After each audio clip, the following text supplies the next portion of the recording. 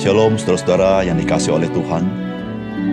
Tahukah saudara sebagai orang percaya, apakah yang merupakan pengharapan daripada orang percaya?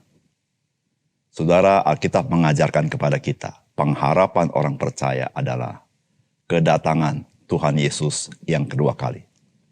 Saudara, mengapa kedatangan Tuhan Yesus yang kedua kali merupakan pengharapan orang percaya? Saudara, karena disitulah saudara-saudara, kita mengalami kemuliaan Tuhan. Disitulah saudara-saudara, kita boleh berjumpa muka dengan Tuhan Yesus. Disitulah sukacita yang besar di dalam kehidupan orang percaya. Salam jumpa dalam program Tuhan adalah Gembalaku.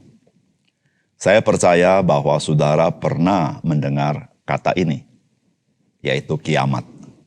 Tentu saudara, ketika kita menyebutkan kata ini, pastilah merupakan kata yang tidak nyaman untuk kita dengarkan. Namun apakah yang ada dalam pikiran banyak orang ketika berbicara tentang kiamat? Saudara, kalau orang berbicara tentang kiamat, maka orang berbicara tentang akhir daripada dunia ini. Dunia ini hancur dan kiamat, saudara-saudara. Nah, saudara, Alkitab tidak pernah memakai kata kiamat di dalam Alkitab.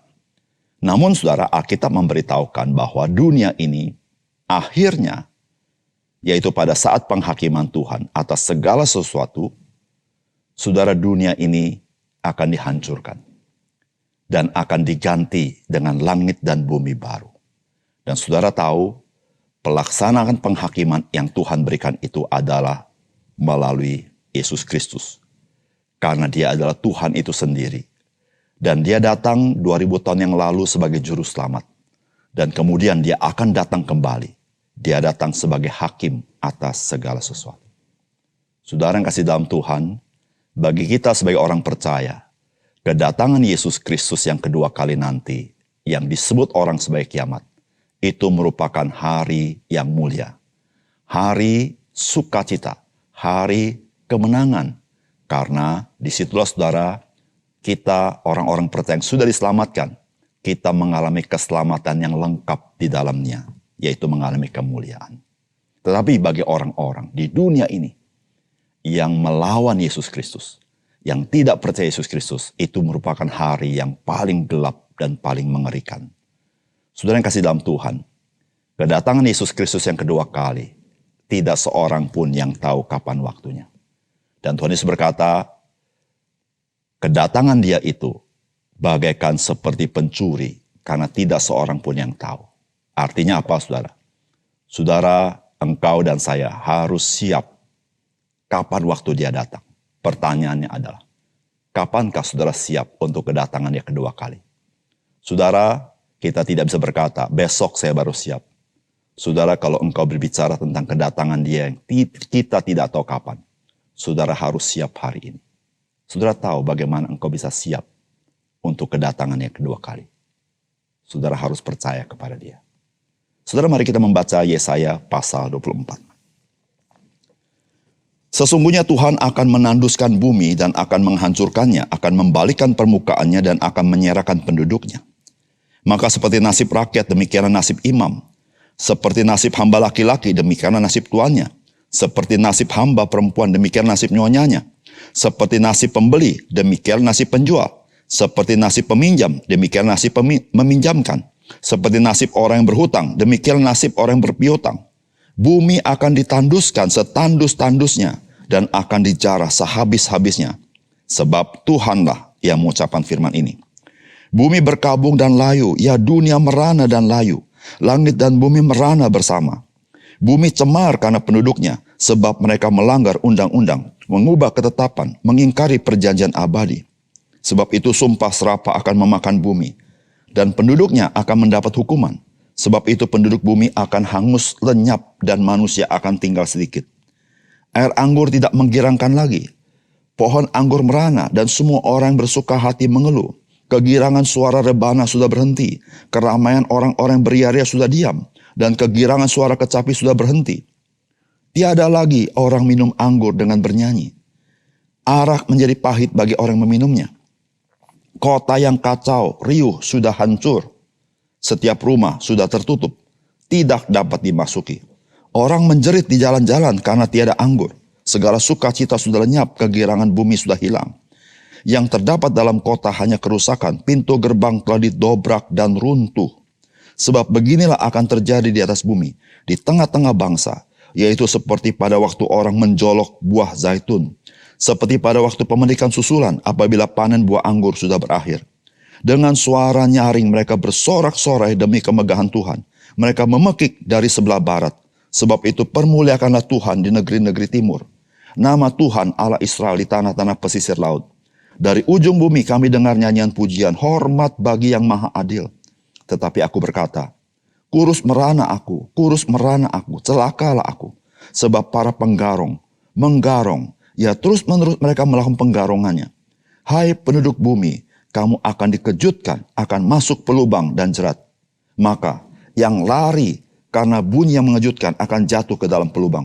Dan yang naik dari dalam pelubang akan tertangkap dalam jerat. Sebab tingkap-tingkap di langit akan terbuka. Dan akan bergoncang dasar-dasar bumi. Bumi remuk redam, bumi hancur lulu, bumi goncang-gancing.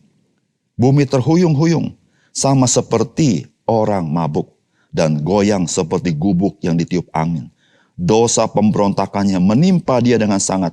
Ia rebah dan tidak akan bangkit-bangkit lagi. Maka pada hari itu Tuhan akan menghukum tentara langit di langit. Dan raja-raja di bumi di atas bumi. Mereka akan dikumpulkan bersama-sama seperti tahanan, dimasukkan ke dalam liang. Mereka akan dimasukkan dalam penjara dan akan dihukum sesudah waktu yang lama. Bulan purnama akan tersipu-sipu dan matahari terik akan mendapat malu. Sebab Tuhan semesta alam akan memerintah di Gunung Sion dan di Yerusalem. Dan ia akan menunjukkan kemuliaannya di depan tua-tua umatnya. Saudara yang dikasihi oleh Tuhan, setelah kitab Yesaya di pasal-pasal sebelumnya, Allah berbicara tentang bangsa-bangsa yang kuat pada zaman itu dan memberikan nubuat tentang bangsa-bangsa itu. Maka pada pasal ini, Allah berbicara tentang dunia ini dan bagaimana akan dunia yang sedang kita diami. Nah, saudara yang kasih dalam Tuhan, ketika kita membaca bagian ini, maka saudara-saudara di sini memberitahukan kepada kita akan kuasa Tuhan yang maha dahsyat dan hanya Dia yang sifatnya kekal. Dan dunia ini, saudara, sifatnya tidak kekal.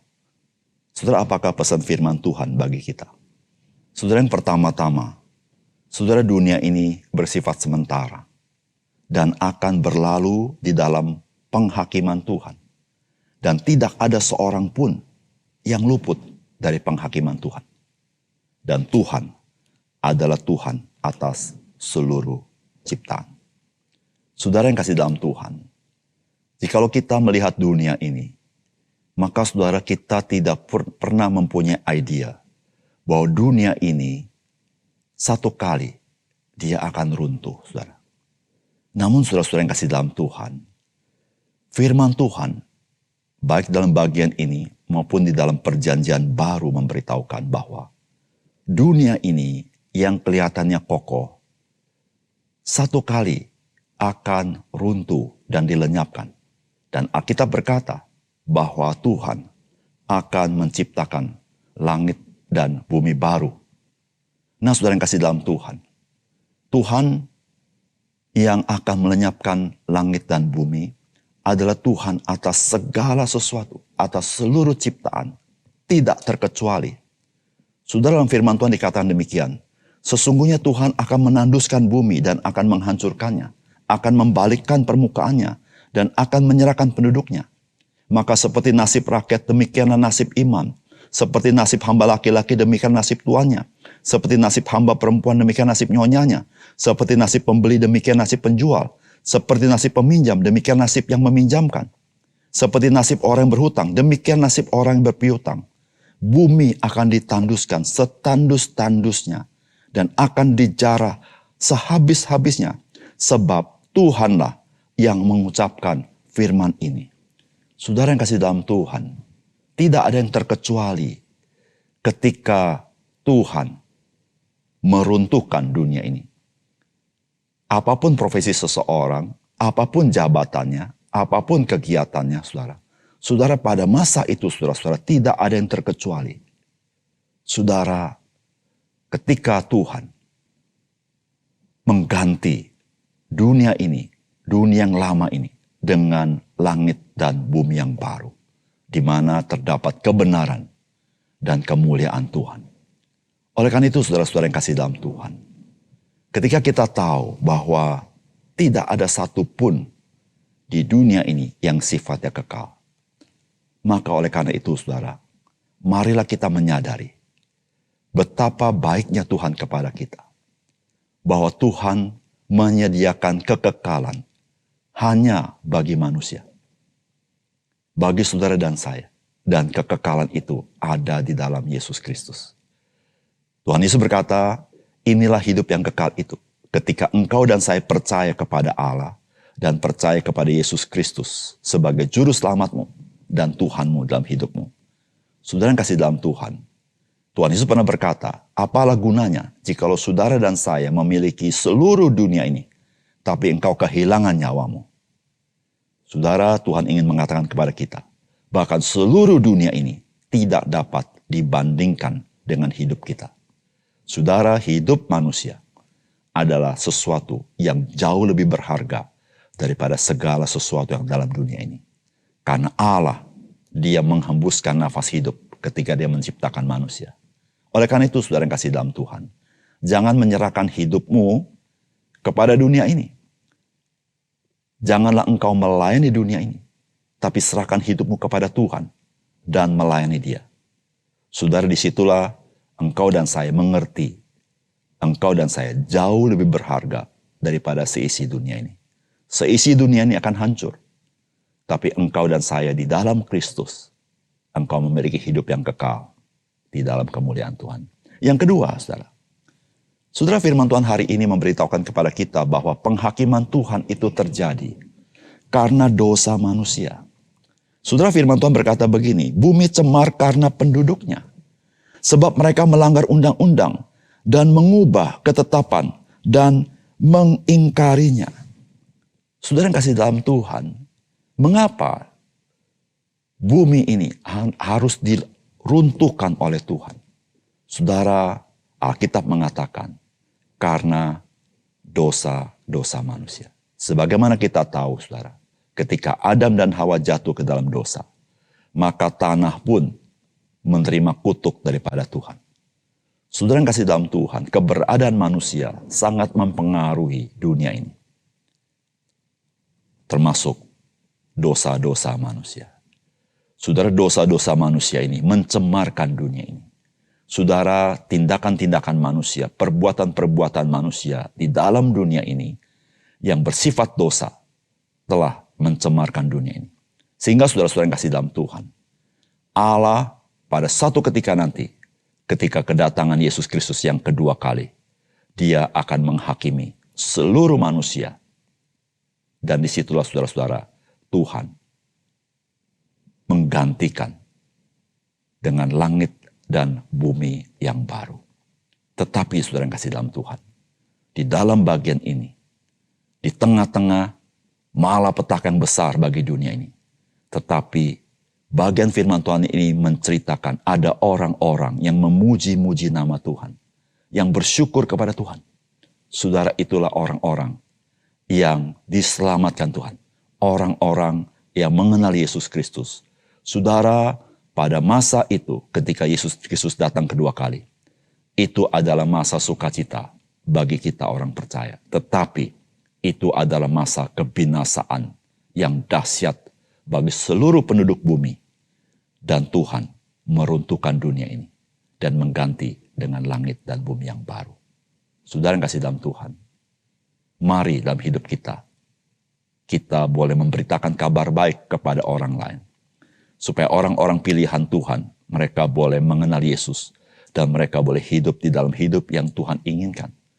Sehingga saudara-saudara, melalui kehidupan mereka yang mereka terima dari Tuhan Yesus, mereka pun boleh menceritakan kepada orang lain.